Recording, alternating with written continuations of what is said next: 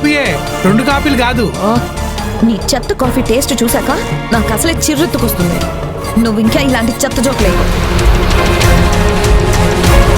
ఏమైంది కాస్త ఉదయం కుక్కు టేస్ట్ మీద అక్కసు కక్కుతున్నావు? ఏమైంది? వాడి చేతి కాఫీ ఒకసారి తాగండి, మీకే తెలుస్తుంది. ఓహో, రాత్రి భోజనం ఎఫెక్ట్ ఇప్పుడు కాఫీ ఎఫెక్ట్ అన్నమాట.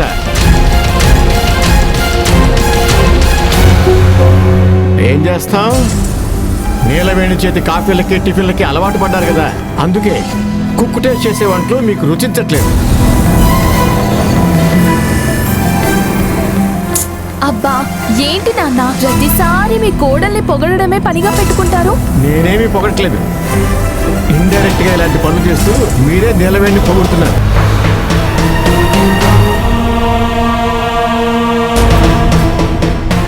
ఇన్ని రోజులు తను చేసిన వంటకి ఏ రోజైనా మీరు వంకలు పెట్టారా? లేదు కదా.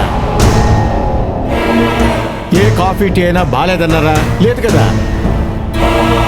ఇప్పుడు హఠాత్తుగా తిండిలోనూ కాఫీల్లోనూ లోపాలు కనిపిస్తున్నాయంటే ఇన్ని రోజులు మీకు నీలవేణి ఏ లోటు లేకుండా చూసుకున్నట్టే కదా.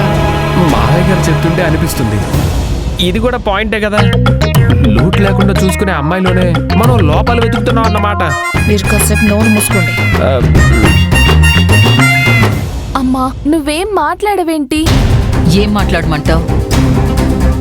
రేపు నీలవేణి నెల తప్పిందనుకో, అప్పుడు నీలవేణి ఈ పనులన్నీ చేస్తూ కూర్చుంటుందా? అప్పుడైనా వీడి చేసిన వంటలే తినాలి కదా.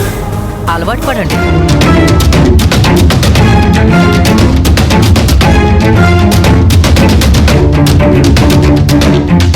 అమ్మా, అసలు నువ్వు వినలేదా? నువ్వే ఇలా మాట్లాడుతున్నావా?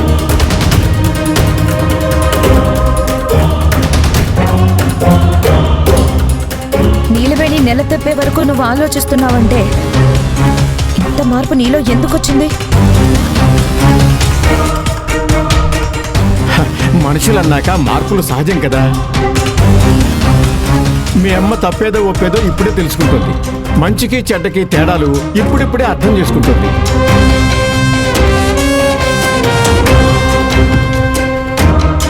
మీరు కూడా మీ అమ్మలాగా అర్థం చేసుకోవటం మొదలు పెడితే మీ జీవితాలు కూడా కాస్త అర్థవంతంగా మారతాయి.